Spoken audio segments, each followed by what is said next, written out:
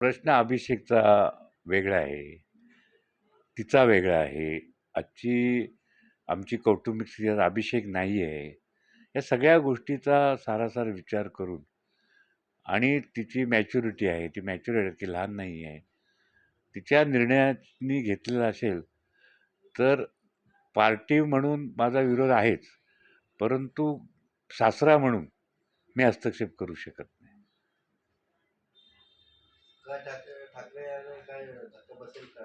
नाही, मी याची कल्पना माननीय उद्धवजींना आम्ही दिलेली आहे. त्यांचं आणि माझं बोलणं झालेलं आहे आणि त्यांची चर्चा झाली आहे. काय ती चर्चा काय मी पब्लिश करू शकत नाही.